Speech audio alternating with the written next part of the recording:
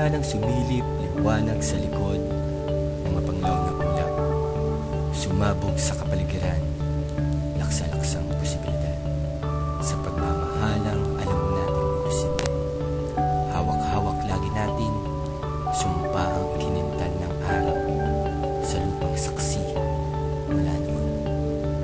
Kahit hindi ka piling, iyong katawan ay nananatiling nandyan lang sa paligid. Nasa sulok, nasa gilid-gilid, sa iskinita at kalye, sa lunggang hindi abot ng lahat. Nandun ka. Ikaw ang anino sa aking paligid. Nagmamasid, umaantabay. Nandyan at lagi akong sinasabayan. Sa ganoong paraan, hindi ako nangungulila. Dahil alam ko, higit pa sa katawang lupa ang ating pagtatali. Sapagkat lagi-lagi ang ating pagniniig, tulad ng paglalakbay na ang destinasyon ay katagumpayan. Higit pa sa sumpaan ating minsang binulas.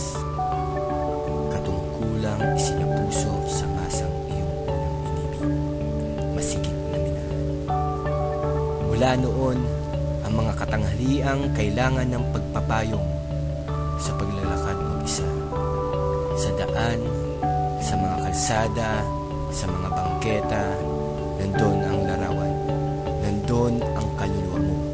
At alam ko, mas kailangan pagpapayong ng pag-unawa sa mga panahong hindi lang pagtirik ng araw ang iyong problema, sapagkat nandyan ka lang, nararamdaman ko. Pilit mong binubuhat, pinapasan kong laban. Pasan man ang mundo, hindi mo kinakalimutang pasadahan ng pag-aalala. Kahit masunog man ang balat sa ating pagkikita. Kaya mula noon, tinanggap ko na ang lahat. Tinanggap ko ang katotohanan. Tinanggihan ang nakaraan. Tinanggihan ang kasalukuyan. Sapagkat inaabangan na palagi ang hinaharap na ang pagtatagpo natin mulit-muli ay tulad ng mga anino. Nananatiling nandyan, nananatiling gumagabay, nananatiling nag-aabang.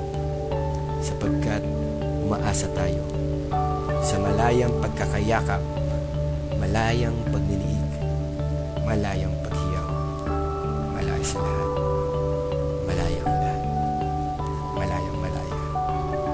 Malaya ang pag-anyaya sa pag-ibig na para sa atin